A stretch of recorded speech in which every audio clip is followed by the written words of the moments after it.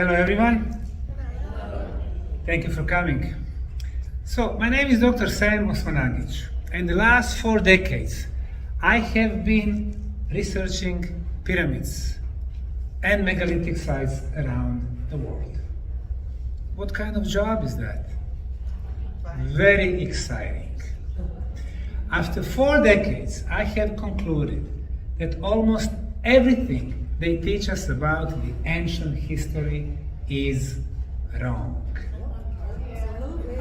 The origin of man, civilizations, and pyramids. For pyramids, they say they were built in Egypt and Mexico. And that's wrong. They were built on all 6 continents.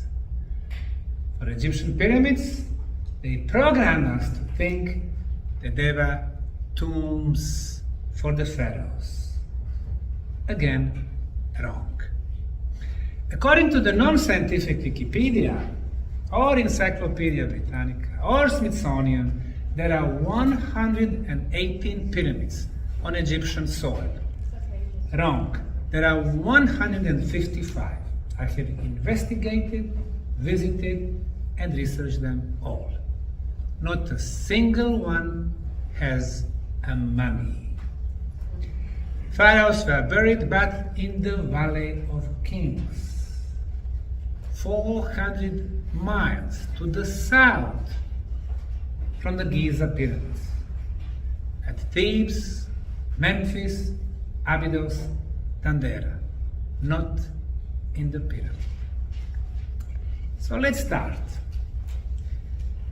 The most important Egyptian artifact is not even in Egypt. It is in, according to me, most important. It is in the Egyptian Museum in Turin, Italy. And this artifact is called the Turin King List. On a big papyrus, which is 6.5 feet long, 1.5 foot wide, in 11 columns, we have listed all Egyptian rulers. They divide them into 3 phases. The last phase, which started 5,100 years ago, was the phase of the sons of gods. And this is how Egyptian rulers called themselves, sons of gods. Not kings, not pharaohs. The sons of gods, they wanted to relay the message that they had direct link with the gods. Those sons of gods or pharaohs, they would rule Egypt, some of them 10 years, 20 years, or if they got lucky, like Ramesses II, 67 years. The phase before that was the phase of the demigods, semi-gods, or spiritual kings. And they would rule Egypt 200 years or even 300 years each. And the first phase was era of gods. Every ruler were on the throne for 1,000 years each. 1,000 years. And when that era started, the last 2 phases lasted 13,400 and 23,000, total of 36,000. When we add 5,100 from the beginning of the 3rd phase, it's total of more than 31,000 years. You know how they teach us that the human history of advanced civilizations is only about 6,000 years, Sumerians, and then 5,000 Babylon, Akkad, Assyria, Hittite, ancient Egypt, ancient India, ancient China? Well, they teach us wrong. That's just the last phase of humanity, last cycle. Before this one, there are another ones. So here we have artifact, we have black and white, the names of the rulers. And what does the mainstream science do? They take just the last phase, last 5,000 years, the time when King Menes united Upper and Lower Egypt. And this is what we have in the history books. The other two phases, they remove. This is not science. Either you take the whole document or you discard it if you have a reason for that. According to the Egyptologists, this was the first pyramid on Egyptian soil. It is called Step Pyramid in Saqqara. They assign it to the 3rd dynasty ruler of Djoser. However, we don't have really proof that Djoser built this huge structure. And then they are saying the pharaoh Seferu came, the first pharaoh of the 4th dynasty, and he built not 1, but 3 pyramids. This was the first one, according to them. This is the bent pyramid in Dahshur. No mummy inside. Egyptologists are saying, well, he was not happy with the first pyramid, so he built another one. The beautiful red pyramid in Dahshur also. Again, no mummies, no artifacts inside the pyramid. And then they said he was not happy with the second one, so he built the 3rd one. The Step Pyramid in Meidum. Again, no mummy. It seems it was very hard to please this pharaoh. 3 pyramids. There is no way that one ruler can build one in 20 years because they did not have technology. But the gods that are mentioned, if they lived 1,000 years, obviously they had some type of technology and engineering skills to build them. As a matter of fact, those papyrus, it is said that gods descended from the kingdom of heaven to the kingdom of earth. And then the phase of the most magnificent pyramids came. According to historians, 4th dynasty, 4,500 years ago. Some of you probably visited the Great Pyramid of Egypt. You go inside, chambers are empty. No furniture, no hieroglyphic writings, no symbolism, no paintings, no tools, no organic materials, no mummies, not a single proof. Who, when, how, and why. In 21st century, we will need to use scientific methodology to answer those questions. 224 Nubian pyramids in northern Sudan, 43 stepped pyramid on the island of Sicily, Italy, 4-sided volcanic stone, 1 pyramid on the island of Sardinia, Monte Racode, stepped pyramid, 104 pyramids on Canary Islands, most of them on the Tenerife, some of them Gran Canaria. Again, volcanic stone, stepped in design, 4 sides.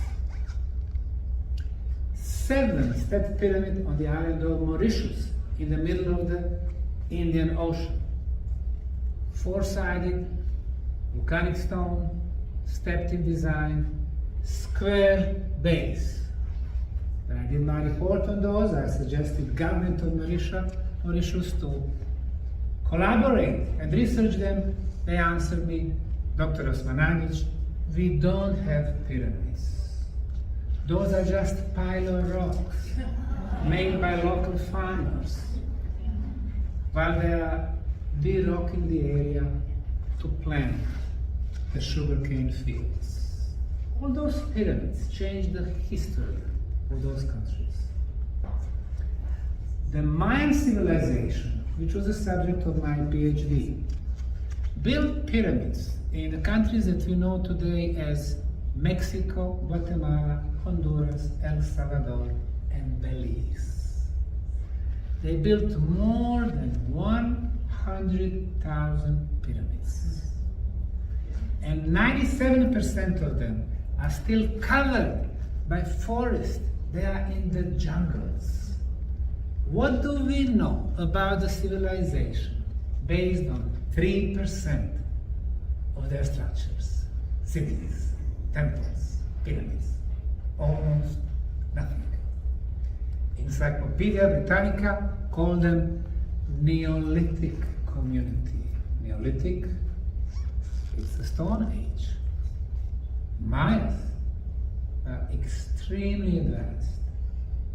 Astronomy, math, geometry, construction. This pyramid in the northern Guatemalan city of Tikal was considered the largest one. Huge. However, a bigger pyramid was discovered in the northern parts of Guatemala. 3 days of walk and you hit El Mirador. You can see the tops of their temples. And this here is the biggest pyramid completely covered by forest. If cleared, it would look like this.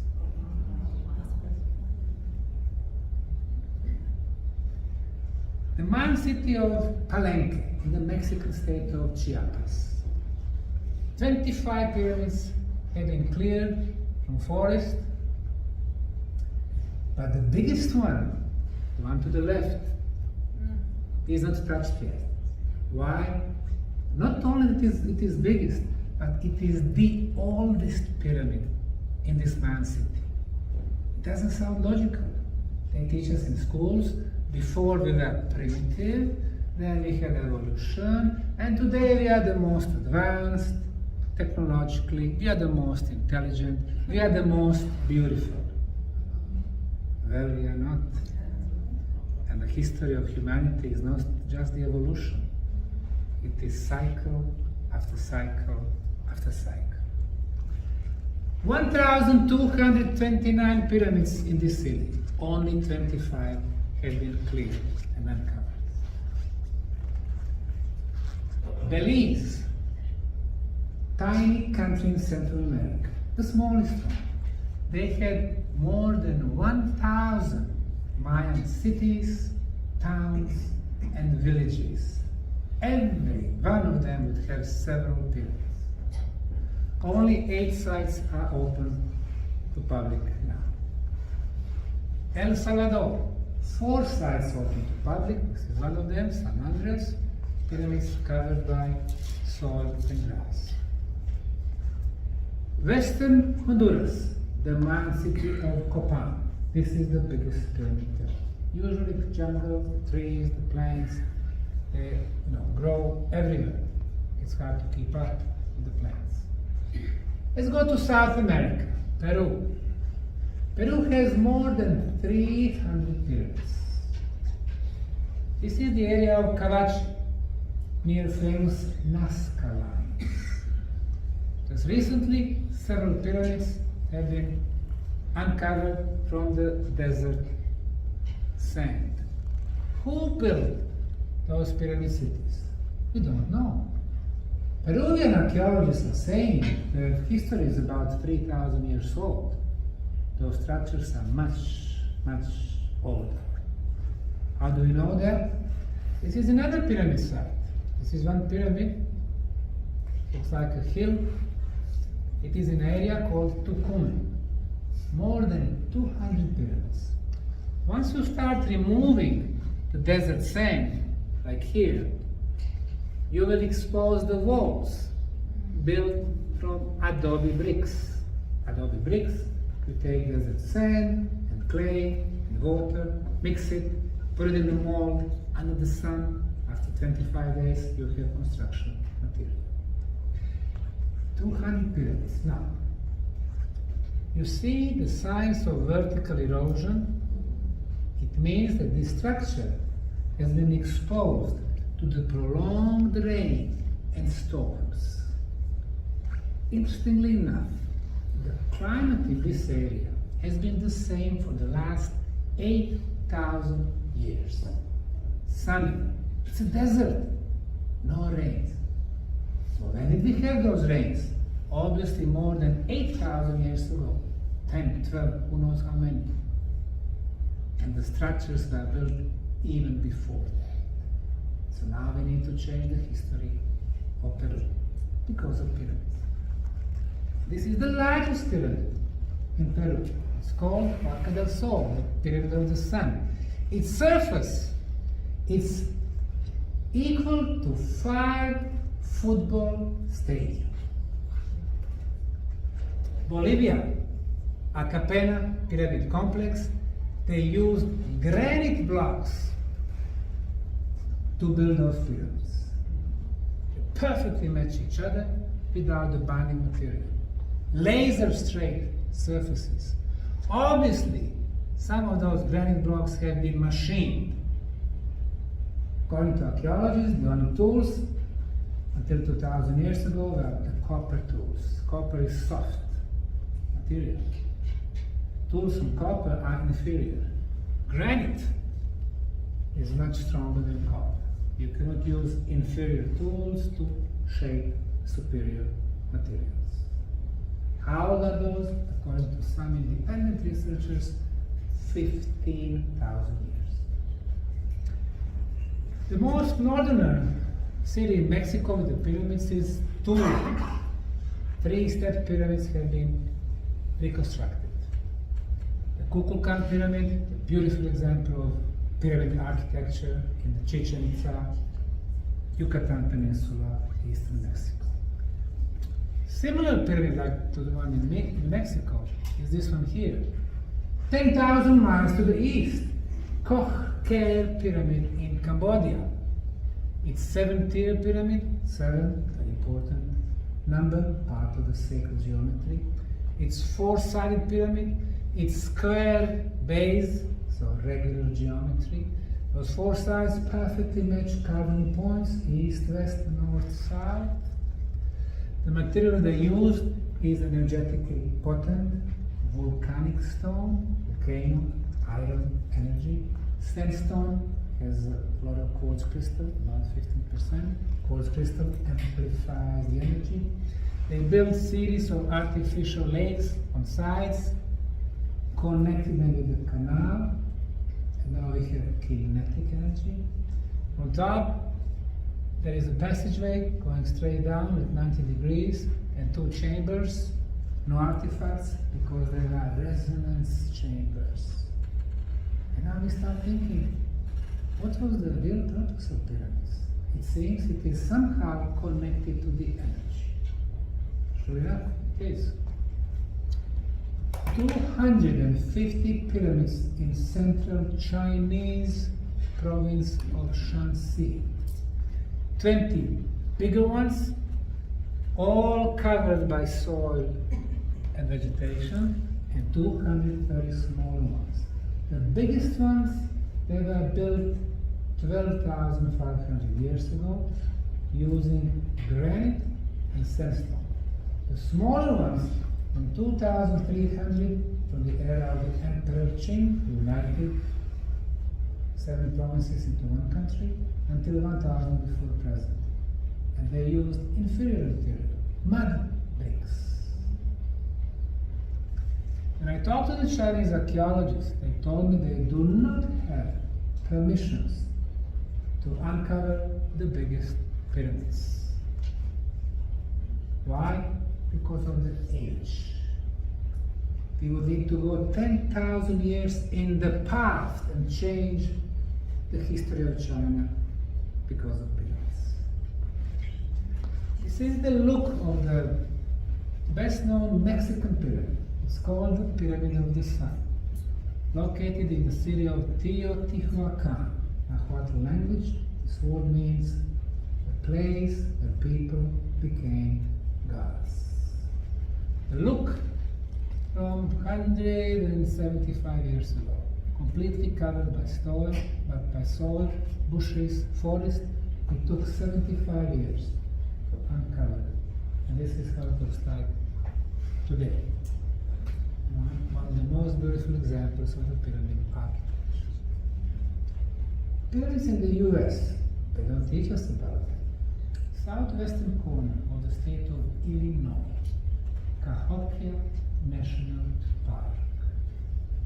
120 surviving pyramids, completely covered by soil and the grass.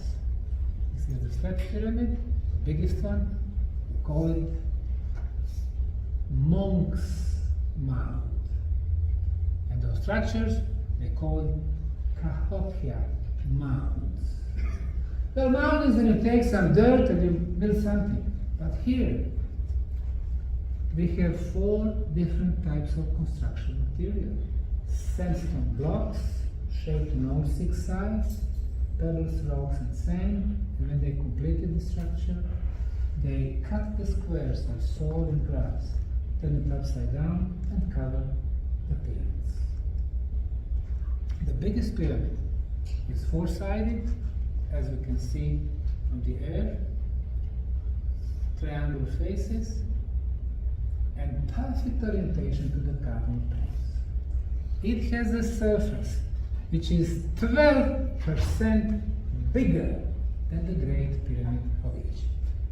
I spoke to the archaeologists at the site, asking them if they did some digging, did they find any passageways, chambers, underground road. He said no. They cannot get permissions, and plus archaeology is very expensive.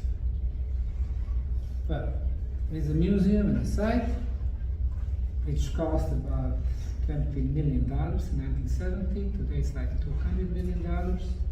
It's filled with the half-naked Indians, telling us that Indians built 120 pyramids. Well, Indians never built pyramids. They were nomads. They don't have fixed structures.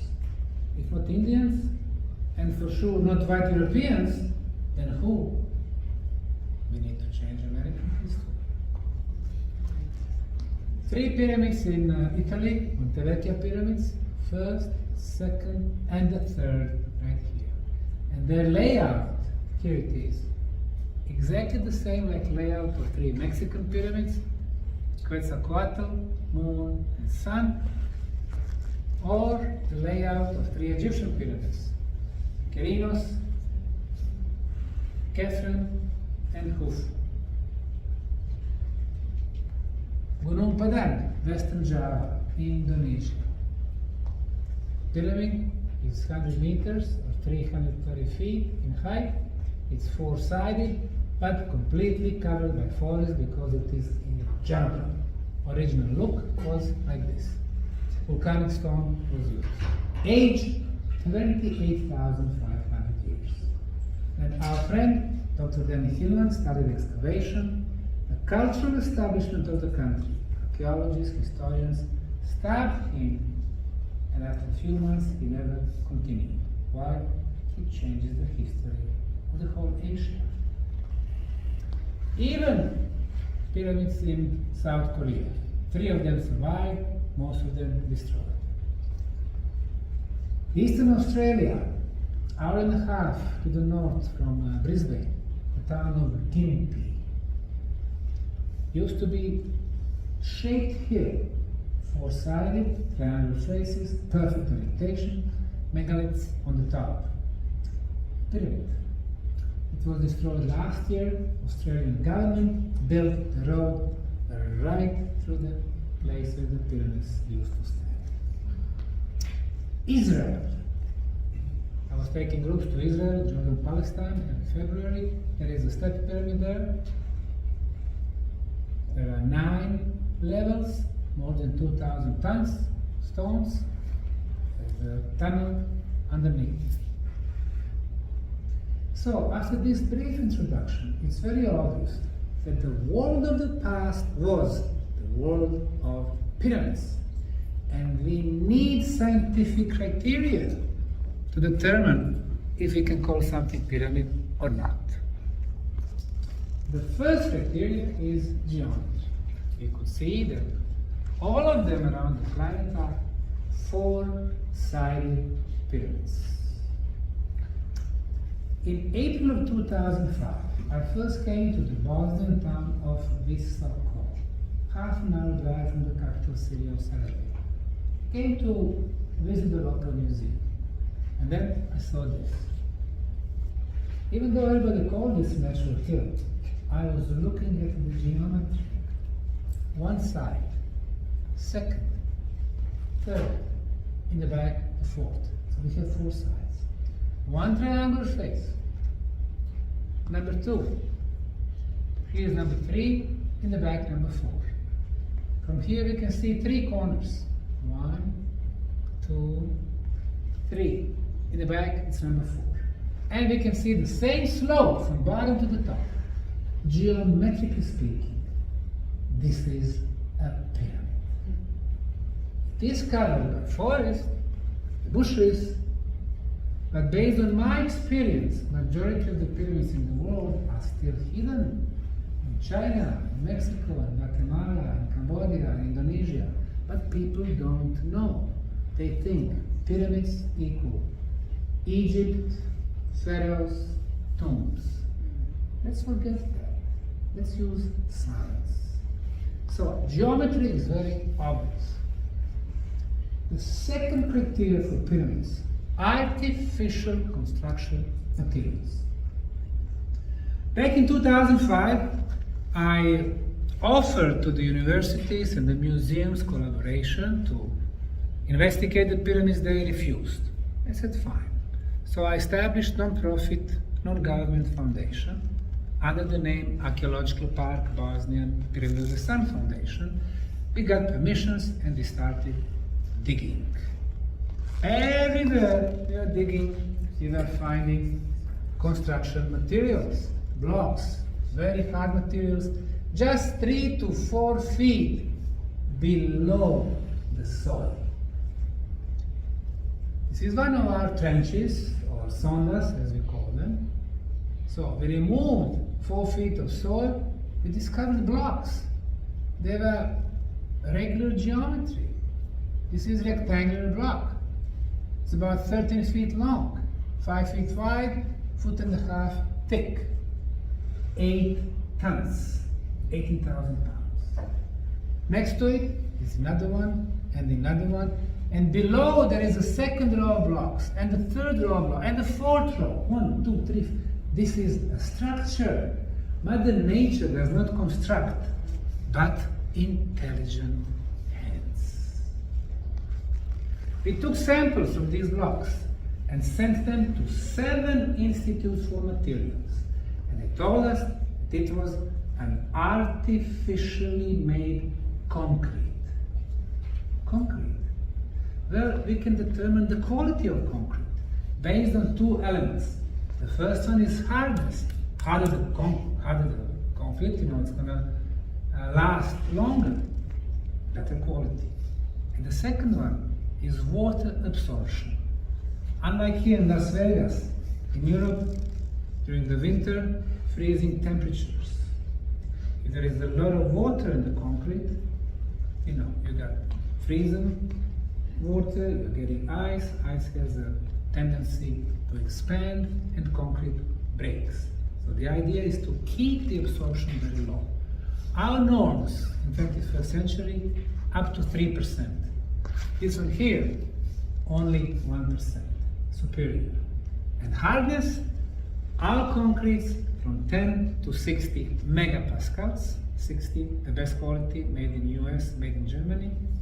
And this concrete from 74 to 155, the best quality concrete in the world. So far we have uncovered thousands and thousands of tons of this best quality concrete. Today we use cement as a binder for the concrete. They use this brownish material, melted clay.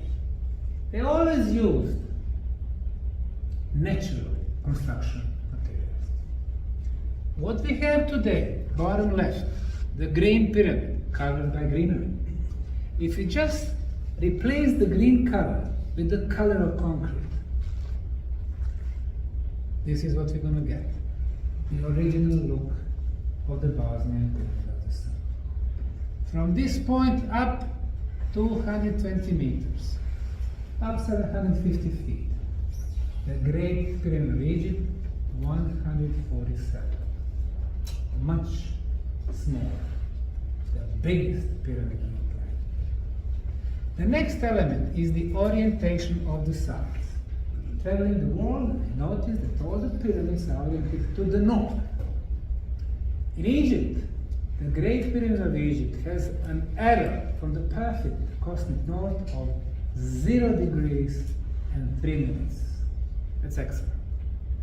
Kefren, 0 degrees 3 minutes. Mykerinos, 0 degrees 18 minutes. Bent Pyramid in Dahshur, 0 degrees 12 minutes. Red Pyramid in Dahshur, 0 degrees 5 minutes. Bosnian Pyramid of the Sun, 0 degrees 0 minutes and 12 seconds. The most precise ever and the biggest. The next elements, inner passageways and chambers.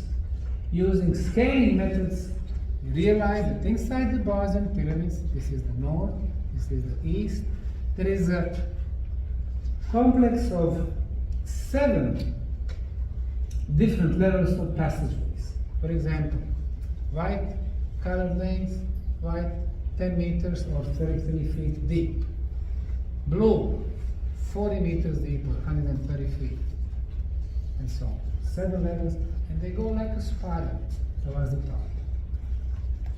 And we confirm that using geothermal scanning in the morning and in the evening. We are checking the heat loss. The natural mountains are very compact and they lose the heat very slowly. But the constructions, due to existence of passageways and chambers, they lose the heat quickly.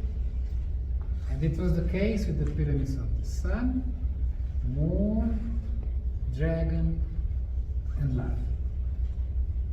The next element for pyramids, underground tunnels. Under Egyptian pyramids, tunnels. Chinese pyramids, tunnels. Peruvian, Mexican tunnels. But under the Bosnian Valley of pyramids, we have 6 pyramids. We have the most extensive, prehistoric, underground tunnel network. So far, we have discovered 6 entrances to those tunnels and cleared more than 2 miles of the tunnels. This is how they look like today. The next element, water. Extremely important. Egyptians or whoever built pyramids near the river Nile, the biggest river in Africa. Major rivers in Mexico, Peru, or China. 2 major rivers in Bosnia. River Fonica, River Bosnia. Here's the Bosnian Pyramid of the Sun, the Moon is here, the Love Pyramid, and so on. And a lot of underground water streams. The next element, sacred geometry. Elements of sacred geometry, equilateral triangle, hexagon, number pi, 3.14, number phi, golden section, 1.618. The ancients knew when they incorporate those elements of sacred geometry in the pyramid sites and megalithic sites, it causes the movement of the energy. So, in our case, top of the Bosnian Pyramid of the Sun, we connect with the top of the Moon Pyramid, 2.2 kilometers. From the Moon to the Dragon, 2.2. From Dragon back to the Sun, 2.2. Inner angles, 60 degrees. The same length of the sides. Equilateral triangle. That's the green one. Sun, Moon, Dragon. But when you connect the top of the Love Pyramid, Temple of Mother Earth, entrance of the tunnels and river Fonica, so they're getting another equilateral triangle. Triangle within a triangle, sacred geometry. Sacred geometry, movement of the energy. The next element, astronomical features. The ancients were always looking at the sky, especially our sun, our Father, gives us light, gives us warmth, gives us information, gives us life. And 4 particular dates during the year. Number 1, summer solstice, June 21st. Daylight is the longest. Sun rays are the strongest. Our mother planet is the healthiest. The second one, of course, equinox, spring, fall, winter solstice, and so on. So, we climb the top of the Bosnian pyramid of the sun, and we are watching the movement of the shadow of the pyramid. And here is the shadow of the sun pyramid. And here is the western slope of the moon pyramid, still covered by forest. Sunset. The shadow forms another pyramid, same height as the moon pyramid. And the shadow touches the foundation of the moon pyramid, like we are looking them in the mirror. In August, when the temperatures are the highest, we are again following the shadow of the Bosnian pyramid of the sun, going towards the moon pyramid. Afternoon hours and evening, just before the sunset, the shadow completely covers the moon pyramid. And the top of the shadow touches the top of the moon pyramid. Genius. The message from the ancient builders is the rule of the day and the sun is over. The rule of the night and the moon starts. The next element, location. Pyramids are always built on energy potent places. What does that mean? The Bosnian pyramid of the sun, right here, is built over a huge iron plane. Iron generates electromagnetic fields. The pyramid pulls these fields up, it's going through the pyramid, and it's getting amplified through the top. How do we know that? Because we have measured at the base and at the top. At the top, the signal is 50 times stronger. So, the Bosnian pyramid of the sun is an energy amplifier. 21 meters or 70 feet below, there is underground water flow. Water moves, releases negative ions, very beneficial to our health. The pyramid amplifies the concentration of negative ions. How do we know? Because we have measured.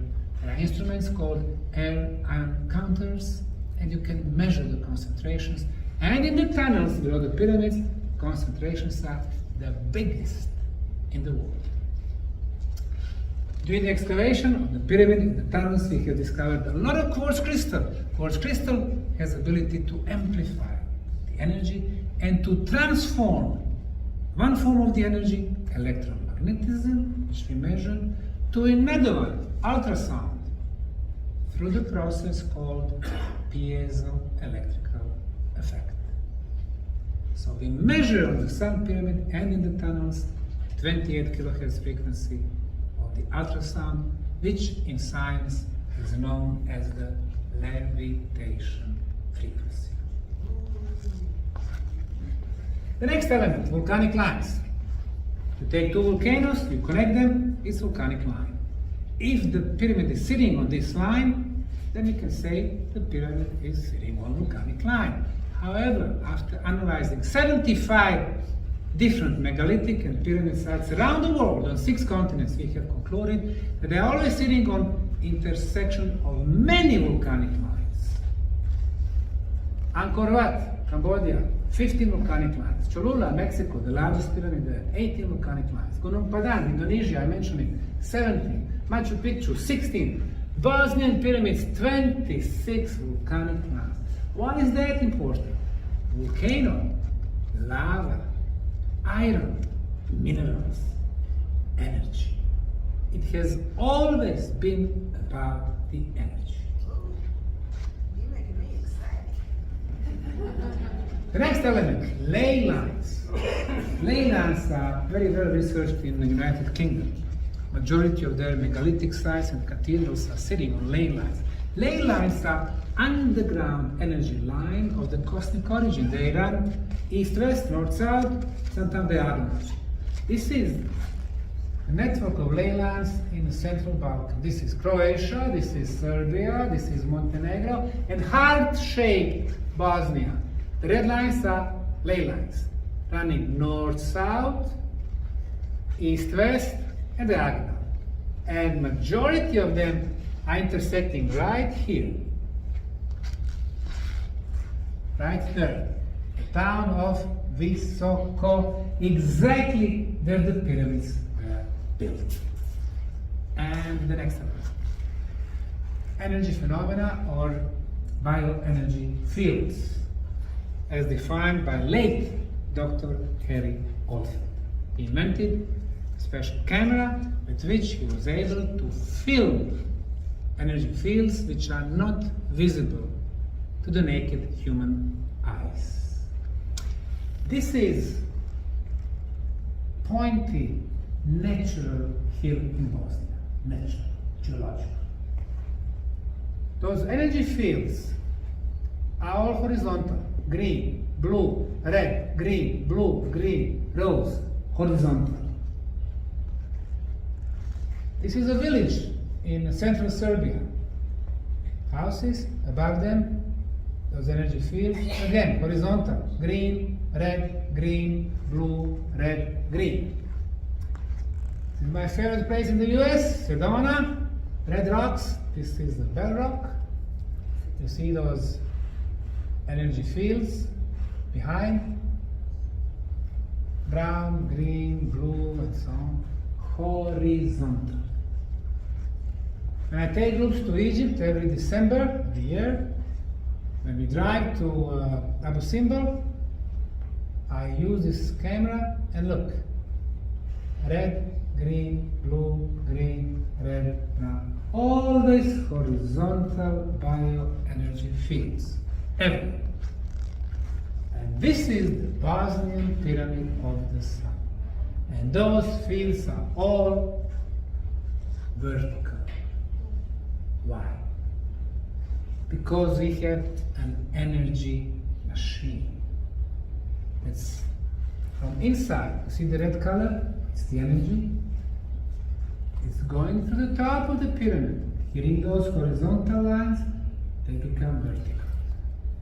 We have an active energy machine. Since 2007, when Dr. Oldfield came personally, again, vertical fields. This is panoramic photos, the town of Visoko, this is the hotel, and so on. Look, you have horizontal, but the moment you come close to the Bosnian pyramid of the sun and the pyramid of love, you are getting vertical lines. This is something new. Excuse me? Sedona. Yeah, this one. Thank you. Thank you, sir. Okay. This is a completely new set of information in the world of archaeology.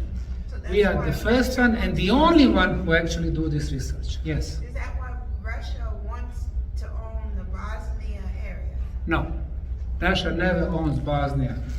Bosnia was part of Yugoslavia. Right? And They now- changed the name to Bosnia. Now, Yugoslavia consisted of Slovenia, Croatia, Bosnia, Serbia, Montenegro, Macedonia. Okay, And then they broke up right. in 1990s. But Right. Russia was to the east.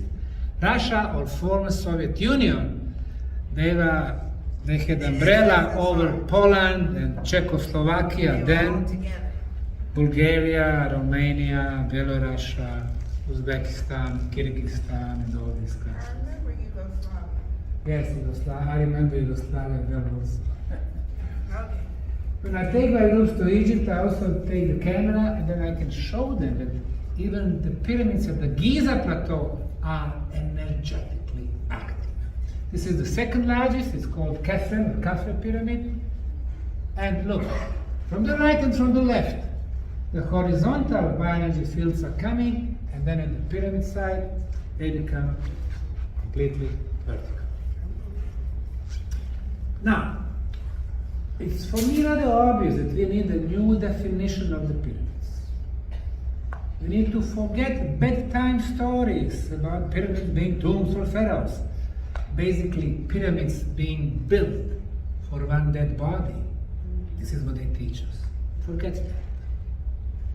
Let's see what the pyramids really are. According to our research, they are energy amplifiers, they are energy machines, shortly. Hopefully in 20 or 50 years, the whole world will accept this simple definition. Now, what is the purpose of this energy? Archaeologists, historians, geologists, museums, they cannot help us. Nobody teaches them about the true purpose of pyramids.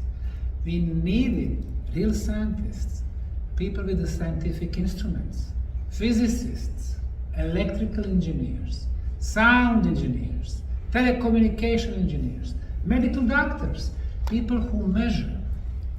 And this is what we measure.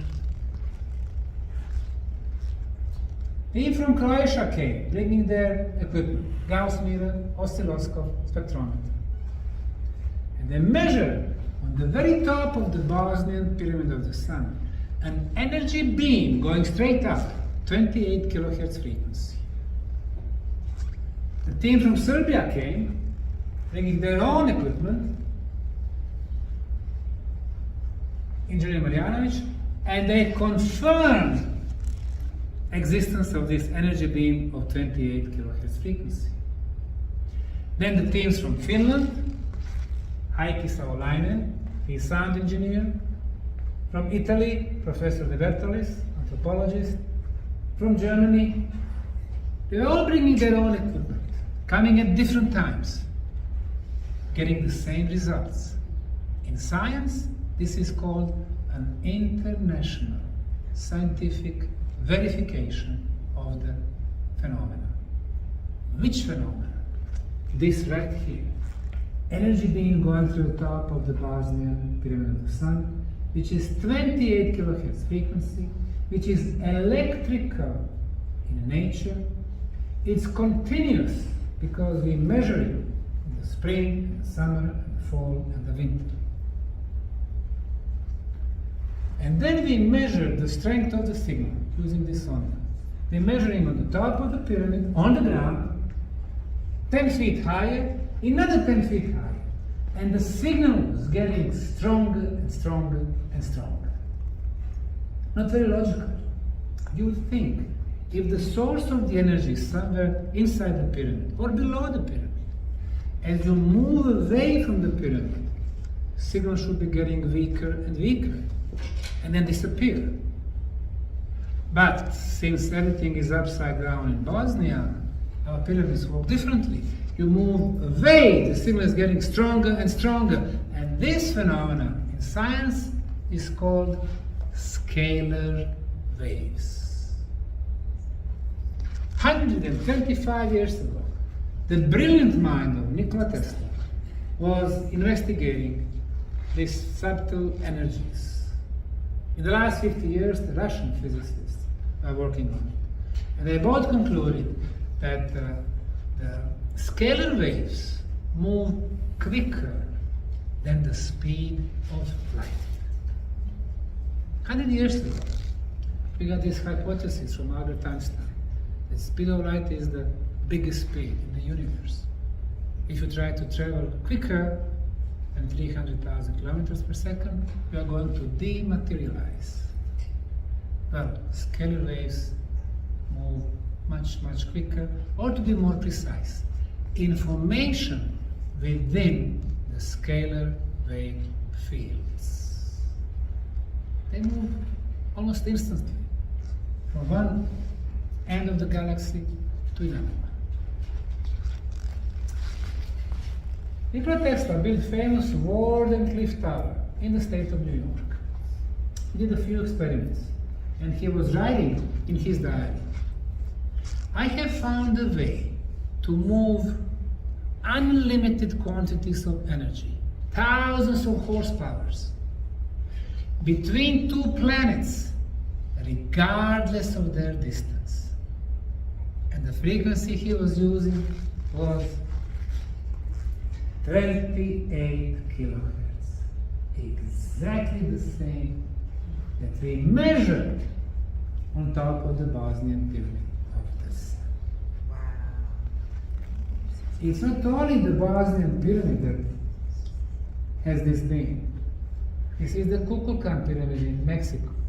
The tourist from El Salvador was filming his family just before the storm came, and he filmed the energy being going to the top of the pyramid. Wait, that's real? That's real. That's not Photoshop? This is real. Really? Yes. The pyramid of the moon, Teotihuacan, energy being going to the top.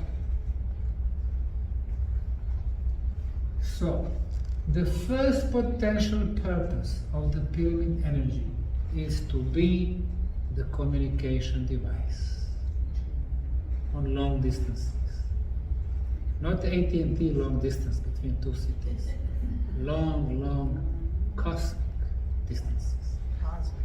And this is technology that we do not have today.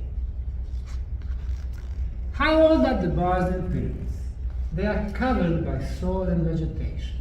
If we could figure out the age of the soil, then we could get the minimum age of the structure below. The science that investigates the origin of soil is called pedology. We have Institute for Pedology in Bosnia. They took samples from the Sun and the Moon pyramid, and they concluded that the age of soil is between 12 and 15,000 years, meaning the structure below is much older.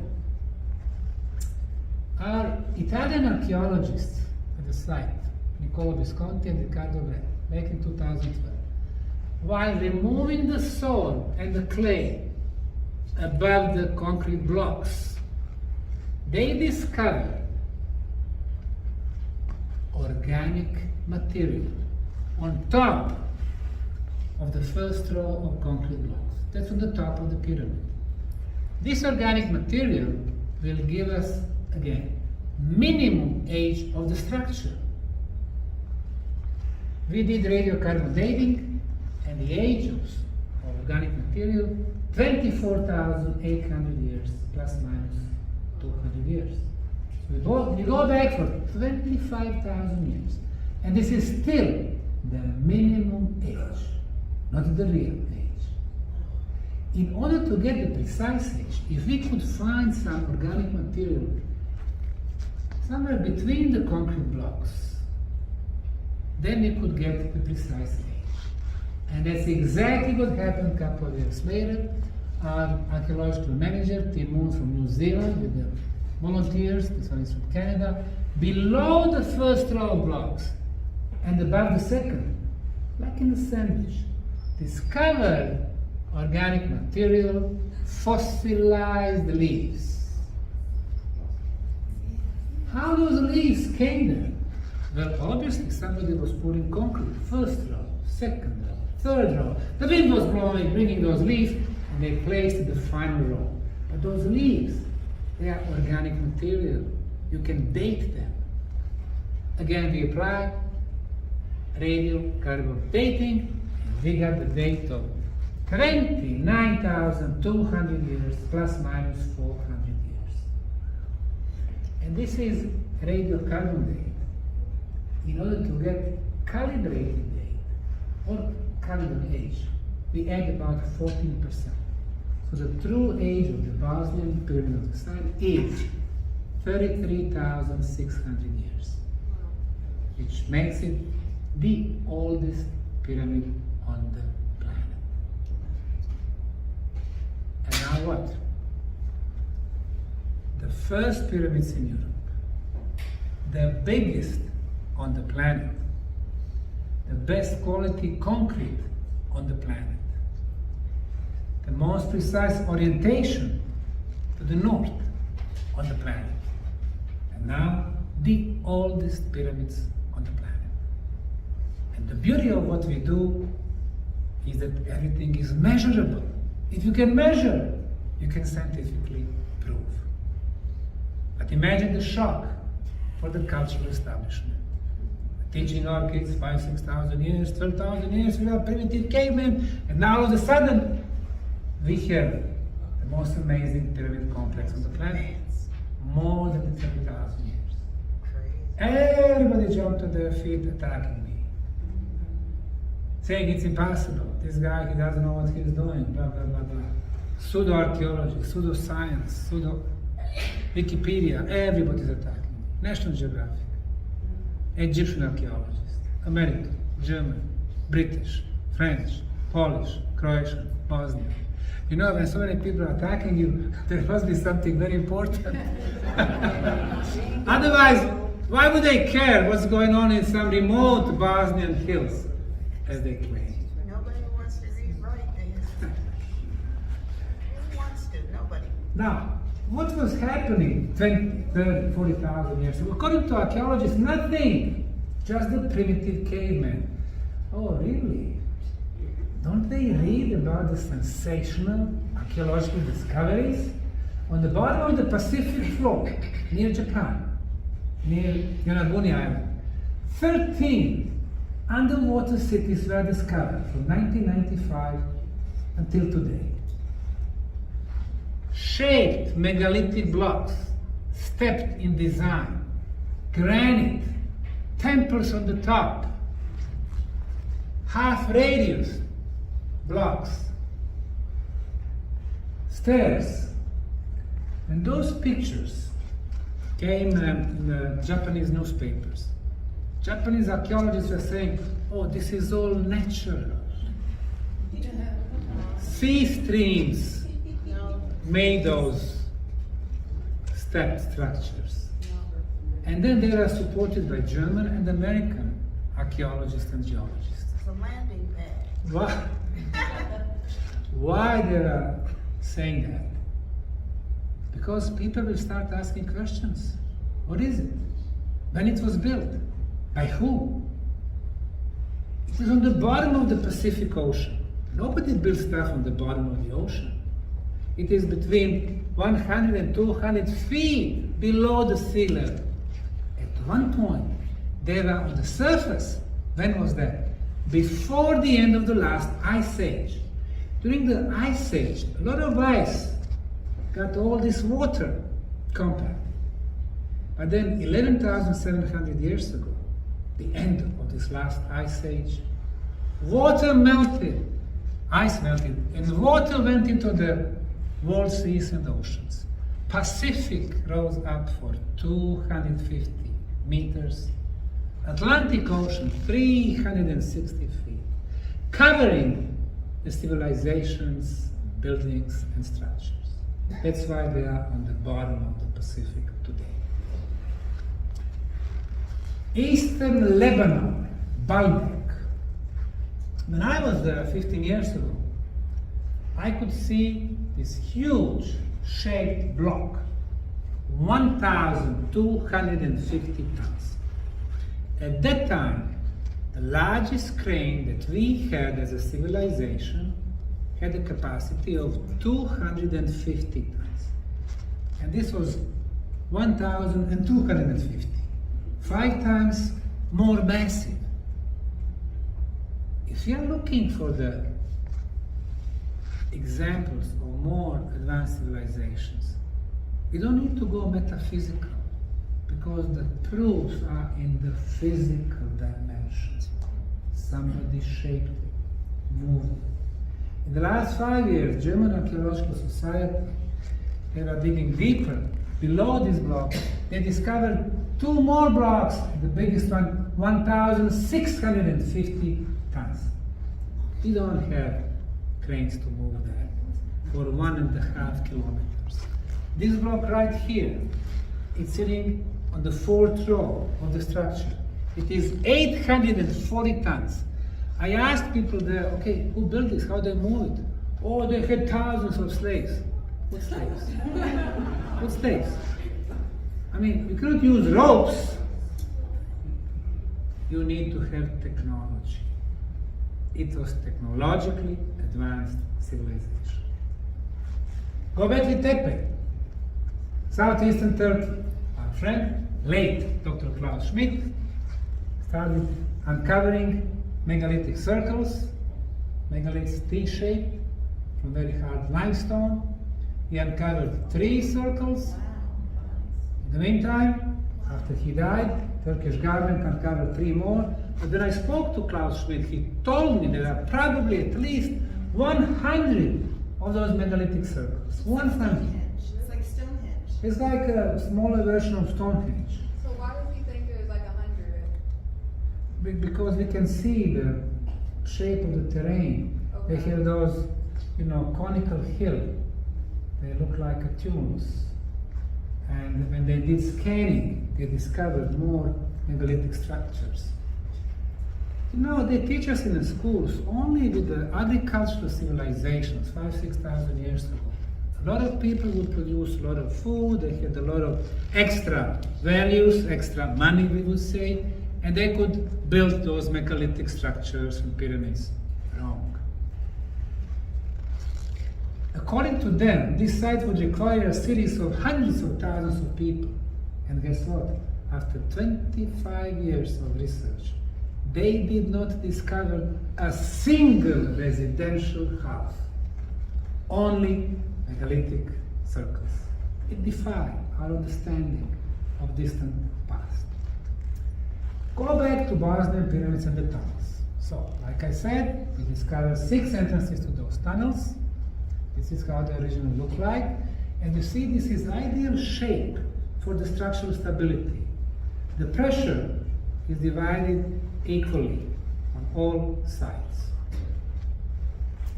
Those tunnels, we discovered those drywalls. Drywall is, you stack stones on top of each other without the bonding material. And we can see the filler material, pebbles, rocks, and sand. And here there is a tunnel. So somebody put this filler material and close this tunnel. And another one, and another one. Hundreds of tunnels closed. So, one question. Since you have visited these places, looking at the size of the tunnels and those spaces, arches, what is your approximate idea that the people who go there, what would have been their height? We are finding tunnels that are 80 centimeters, which is 2.5 feet, or 4 meters, which is 13 feet. As a matter of fact, tunnels, they go up and down, up and down, up and down, like a sinusoid. Not very logical, but for them it was very logical. It is a closed labyrinth, just one entrance and one exit. But you can breathe excellent. Why? When you have low ceiling, there is a pressure to push the air. When you have high ceiling, it's a weak pressure. Strong pressure, weak, strong, weak. Different pressure makes the air move. It is like you put the fan at the beginning, pushing the air. That's why you have a sinusoid. But what was the height of the original builders? We don't know. We can guess. If it is 2.5 feet, believe me, it would be extremely hard for someone, for us, to go and clean for pebbles and rocks. We can do it only manually. But this is a network that runs for 60 miles. It was not done manually. They had some type of technology, not known to us, because we don't see any tools that are remain. In those tunnels, we discover big blocks like this one here. This one is sitting on support plate. If something is sitting on support, it means somebody placed it here. We took samples from the block, sent them to Institute for Atomic Physics. They applied to very advanced analysis, random diffraction analysis, and phase analysis, and concluded that this sample was artificial ceramic material. Ceramic, meaning made by somebody, made by intelligent hands. And that block is 8 tons. 8 tons, 18,000 pounds. Then we used georadar to check what's inside.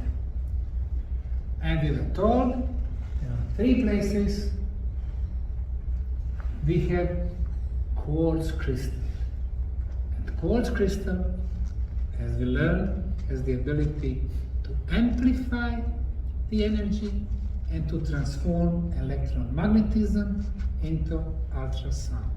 And we measure both electromagnetic field and ultrasound. And then we escaped with another technology, a lot of blue, Blue meaning very high frequency. High frequency affects our spiritual ability. You go to that place, sit down, relax, meditate if you know. Some people are saying it's very easy to obtain the possibility of astral travel. And we are coming to another aspect of this project. We are talking about the archaeology, about science, about energy, and now spirituality. I like to define terms. What is spirituality? Decades ago, when I was in school, they were teaching me spirituality means religions and religious. Religions is one thing. Faith is most often another thing. Spirituality is something else. For me, spirituality is development of spiritual senses so we can sense the world beyond the physical reality. What does that mean? Physical reality we sense through our 5 physical senses. We can see, eyesight, we can hear, we can taste, we can smell, and we can touch. Through those 5 physical senses, we create our world, our physical reality. But our physical senses are very, very limited. What we can hear is a sound. Sound is from 20 hertz to 20 kilohertz. Above 20 kilohertz is ultrasound. We cannot hear it, but we can measure it. We don't hear 50 kilohertz, we don't hear megahertz scale, we don't hear gigahertz scale, we don't hear below 20 hertz, 10 hertz, 5 hertz, it's called infrasound. So we hear so little, 0.3% of the sound, this is what we hear in the universe, 0.3%. And the matter of fact, as we are getting older, as we are getting white in our hair, we don't hear 20 kilohertz no more, but 19, 18, 15, 10. And if we are married for 20, 30 years, we don't hear our wives at all. They don't hear us, of course. Imagine if we could hear a little bit more, like some animals, dogs or cats. Our world would look different. What we can see is, again, much less than 1% of what's happening around us. You know, when you have a light and a prism, and light goes through prism, then you can see those 6 colors. The lowest frequency is red, and orange, yellow, green, blue, indigo. So we see only those 6 colors. Well, the science. Today those 6 colors have been kidnapped, as you know, by LGBTIQ. But this is science. We don't see 99%. I used to have a cat. Cats, you know, they can see much more than us. And I was sitting down watching television, and the cat is fixing something 2 feet above my head. He's fixing with his eyes. I'm looking, I see nothing. After a few seconds, cat starts moving the head above my head. I'm looking, I see nothing, but he sees something because he can see more than us on the scale. Imagine that we develop some of those senses, spiritual senses. We could see more. We could hear more. Well, probably it would be chaos in our heads if we could see much more. Or if you could, you know, if you can see ghosts or souls or orbs or extraterrestrials, whatever, it would be chaos in our life. Sometimes it's better to see and hear less. But we have potential to develop those spiritual senses. In another spiritual sense, to exchange thoughts. Telepathy is a potential that we have. Nobody teaches us to develop it. Well, we know that we have telepathic abilities. For example, Husbands, when they come late home, like 2 a.m., they open the door. Wife is there. She doesn't need to say anything. He knows what she thinks. Telekinesis. We have a power to move objects with our will. We don't develop it. Teleportation, going through space and time. We have this ability. Nobody is teaching us. Imagine, instead of teaching in schools, Napoleon Bonaparte, 1799, he goes to Egypt, he conquers the Egypt, he goes and spends the night in the Great Pyramid. Instead of reading that, how about we go to 1799 and we look what's happening? There was really this little guy, Napoleon, with his hands here, conquering this country. If we could do that, then we would realize, hey, I can go anywhere. I can go through space, I can travel through time. I have no limits. No limits is a definition of freedom. You are free to go wherever you want. And then we realize, hey, we have our souls, and souls are forever. If they are forever, why would we fearing deaths? Physical death, which is cause of every fear that we have. Fear to lose the jobs, to lose the mortgage, to lose the car, to lose the house, to lose the loved ones. Once we realize that we have something that's forever, no place for fear no more, we become free. And as free people, then the politicians will not have those to control and manipulate with that. And the politics will become what it's supposed to be, service to us, people. We have noticed that being exposed to the pyramid energy, we start thinking differently. We develop some of our spiritual abilities. So pyramid energy was also about our spiritual aspect.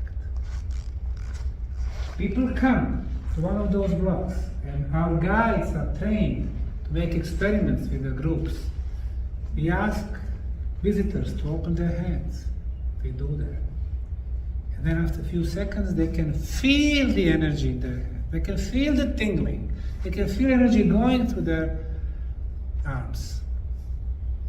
Feeling the energy is not a physical sense, that's spiritual sense. Seeing the energy is a spiritual sense.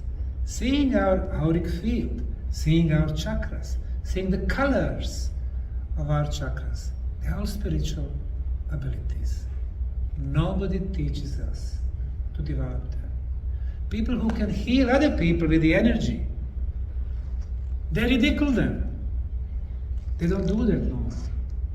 Plus, they don't allow that. It's illegal. But imagine if we go back to our true nature. We are physical, but we are also spiritual, and we are energetical beings. Another block, which we called K1. We scan it, a lot of red color. Red color, low frequency. Sometimes low frequencies are not bad because they can penetrate our body, they can affect our blood circulation. If blood flows better, going to every alveole, we are healthier. And now we are coming to the fifth aspect of our project, healing aspect. This girl from Slovakia, Veronica, used to have a problem with a low lung capacity. She was using only 48% of her lung. Imagine, 48%. She walks, then she needs to stop. Then she walks, she stops. If she needs to do the stairs, big problem. For 3 years she was trying to heal that, she could not. Drugs, pharma, therapies, nothing. And then she came to our site. She was visiting the tunnels twice a day. 1 hour in the morning, 1 hour in the evening. Next day, 1 in the morning, 1 in the evening.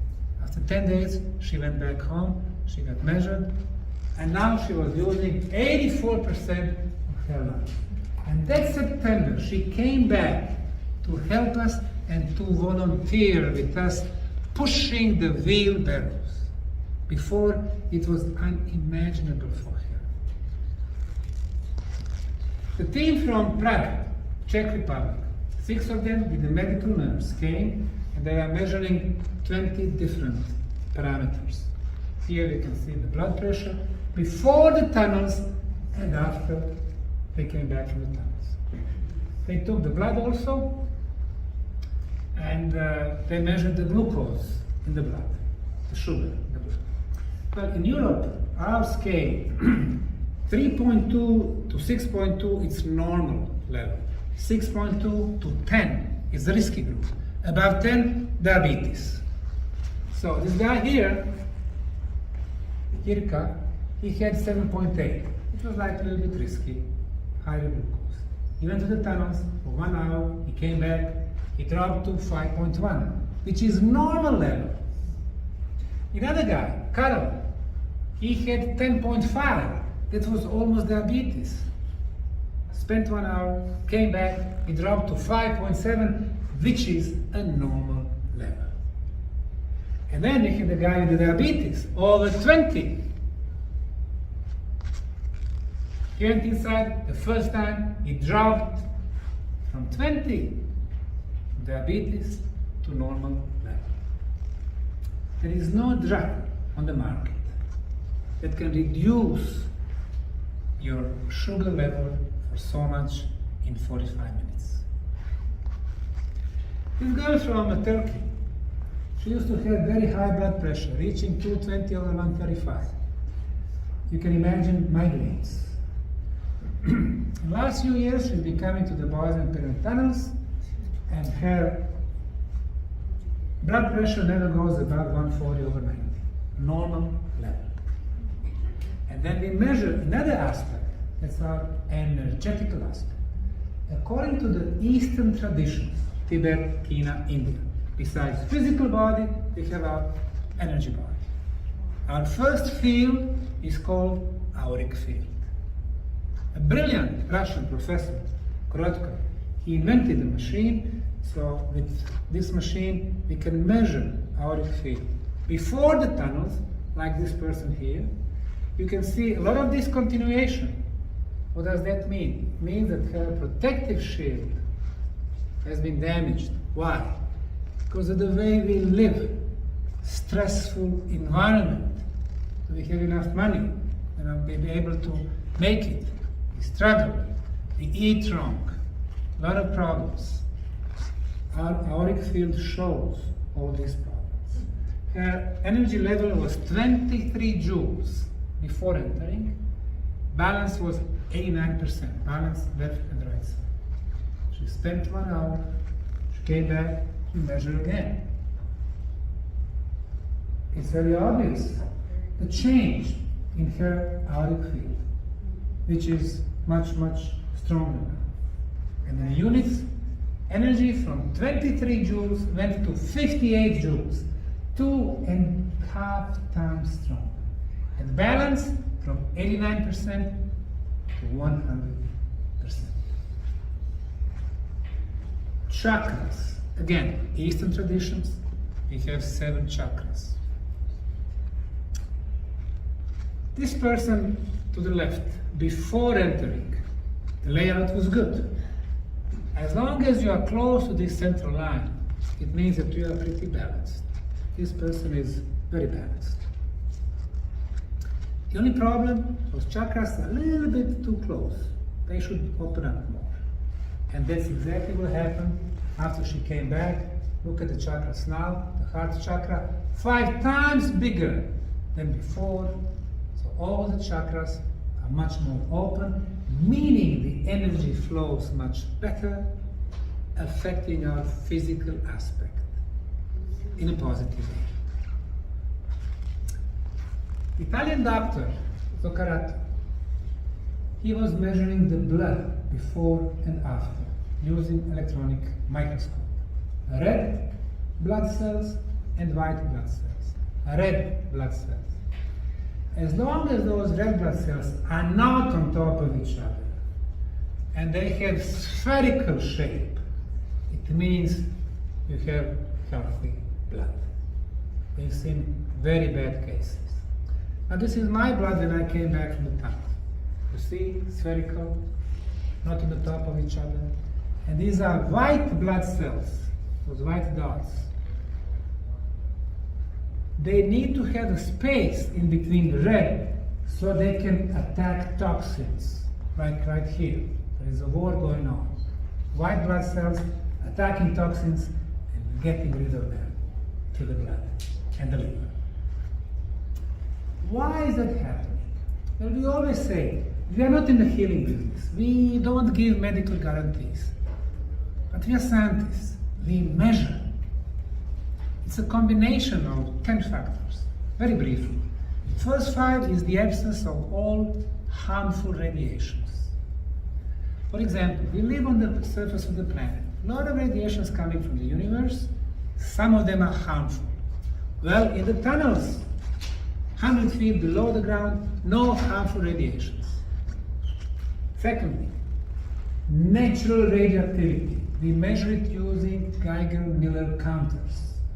Sometimes we walk the streets, we are not even aware that radioactivity is coming from underground, attacking our body. Well, in the tunnels, no radioactivity. No geopathogenic radiations coming from underground water. No signal for the cell phones. When we talk for 15 minutes, it burns about 150,000 of our brain cells. Cell phones. Why? Bad electromagnetic fields. Doesn't matter 3G, 4G, 5G, tomorrow 6G. No signal for the cell phone, no signal for the Wi-Fi. These are all bad radiations and we've been exposed to them 24 hours a day. The tunnels, no harmful radiations, meaning for the first time in our life, our body cells don't have enemies. They can start doing their job. What is their job? To fix the problems in our body. Somebody had high sugar, somebody had high blood pressure, somebody had tumors, somebody had cancer, somebody had mental problems. A regeneration process. And now it all makes sense. And not only that, we measure some very good energies. Engineer from Serbia, Adnan Pašić, measured the presence of very low frequency. It's called ELF, extremely low frequency of 7.83 Hertz. In science, it is called original Schumann resonance. On this scale, from 0 to 10, 7.83 Hertz. This is our natural resonance. This is the resonance of our planet. But due to our bad technology from 1990s, this resonance changes, especially in the big cities. They are contaminating. In the city of Sarajevo, 12 Hertz. Munich, Germany, 15. New York, 18. Now imagine, when we are born at 7.83. When we think, if somebody is still doing that, we create brain waves at 7.83. When you have in New York 18 Hertz and we have 7.83, there is a disbalance which creates stress. We are under the stress 24 hours a day. And imagine what? You go to Bose-Einstein tunnels, 7.83, you go back to the balance. And the beauty of what I'm telling you is everything is measurable. This is the instrument that we use. This is the instrument that we use to measure negative ions, ion counter. Why the negative ions are so important? Negative ions are some extra electrons in atoms or molecules. They are free in the air, negatively charged. If there is a dust, they connect to the dust, they drop to the floor. They clean the air from the dust. They clean it from smoke. They clean it from pollen. They clean it from microbes. And microbes are viruses, bacteria, fungi. More negative ions, better for us. In this conference hall, about 50 negative ions per cubic centimeter when you came, hour and a half ago. When I let you go, about 2 a.m., it will be only 10. I'm kidding, we have to be out of here by airport. But you go outside, it's fresher, 150 negative ions. We go on Mount Charleston, 750. You go to Bosnian pyramid tunnels between 20,000 and 50,000. This is the safest and the healthiest place on the planet, and that's why we have so many healing testimonials. Now, this nice lady, 94 years old, came a couple of weeks ago, and she saw me. She said, "Hey, listen, I hear that it is very good in the tunnels." I said, "Yes." She said, "Is it going to help me?" I said, "Well, you go and try." So she went inside. She spent 1 hour, and then she came back.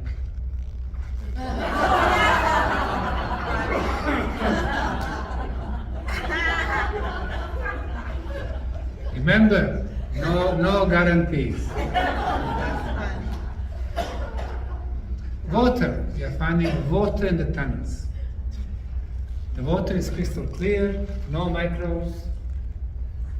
Dr. Masaru Emoto, he received a sample of our water. He became very popular, freezing the water and filling it through the electronic microscope. He noticed different structures in different samples. This is tap water from New York. No structure at all. Why? Because it has been treated. Chlorine, fluoride, traces of heavy metals, traces of plastic. No bueno. This is the sample from the dam in Japan. Look how ugly is the molecular structure. This is their biggest fresh lake water from the Lake Biwa. Again, it's contaminated, not good. This is the city water, the city of Visoko, where we work, but it's a city water, treated water. Again, deformed. And this is the pyramid water. It kept its hexagonal structure with a beautiful crystal-like structure, like Christmas trees.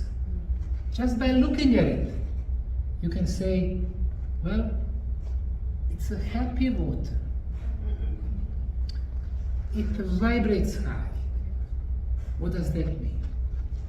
Crystallizes dangerous. Exactly. We are what we drink. We drink this or we drink that. Of course, we are what we eat. We are what we think.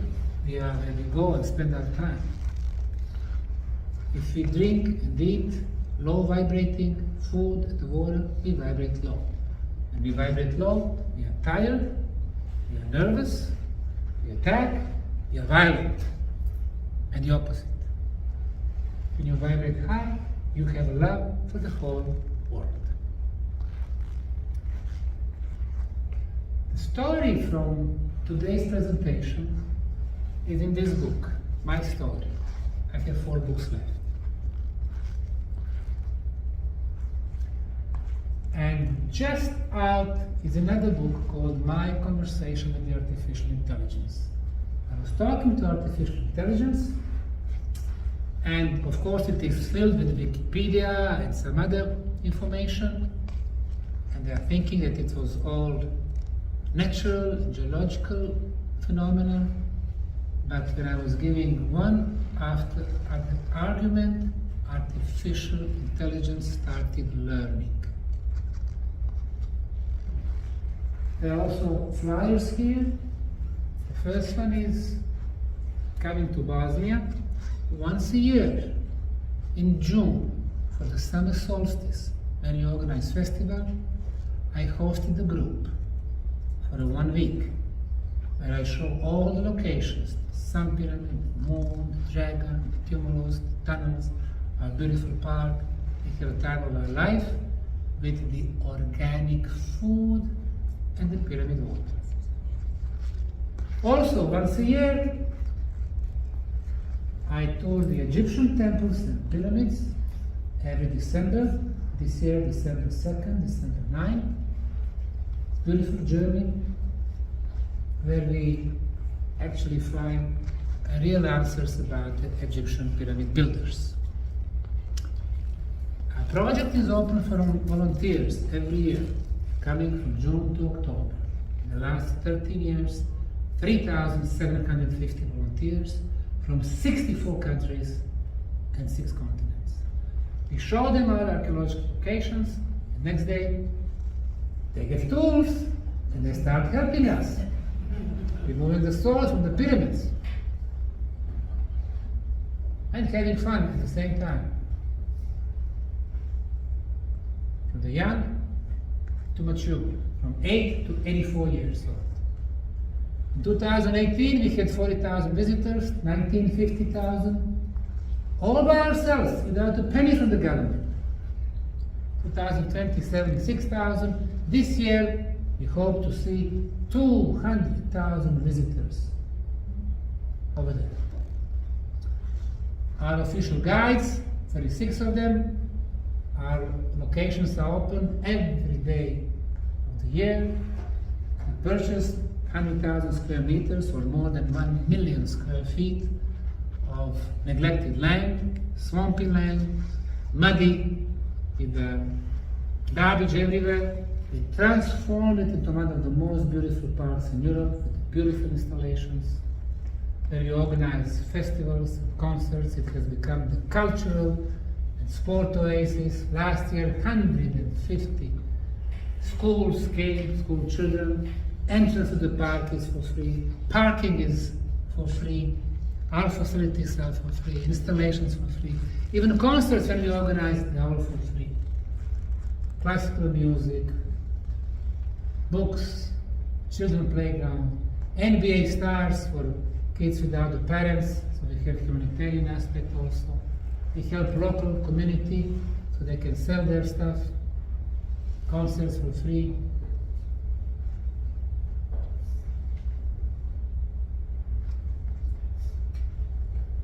Flowers everywhere, labyrinths of love, labyrinths of energy.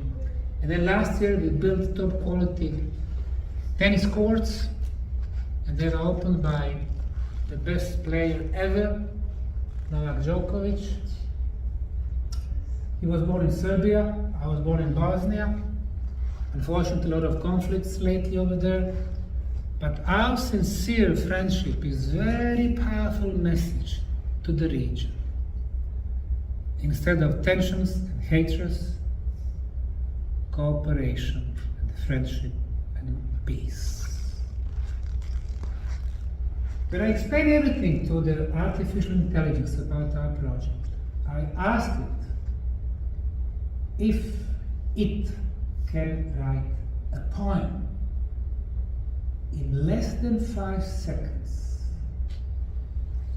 This is what it was created. In lands where ancient mysteries reside, a project's scope stretches far and wide. Beyond the stones, the earth, and the sand, a vision unfolds, a guiding hand. Bosnian pyramids, not just a tale, but a journey where many hearts set sail. A canvas painted with history's ink, where past and future meet and link. Golden ages promise, a beckoning light, guiding us toward what's just and right. Bosnian Pyramid Project, grand and vast. A journey of discovery that forever will last. An artificial intelligence in less than 5 seconds. After 18 years of our project, we have become much more than archaeology. We ventured to science and energy and spirituality and healing and culture and sport and recreation and festivals, and book promotions and yoga and meditations. Instead of the new values that they offer us of transhumanism, where we're going to become just an extension of technology, fully controlled and manipulated, we offer different future of humanism, where we're going to use technology when we want. Future in which harmony will be back, harmony with the nature and harmony among us. Thank you very much.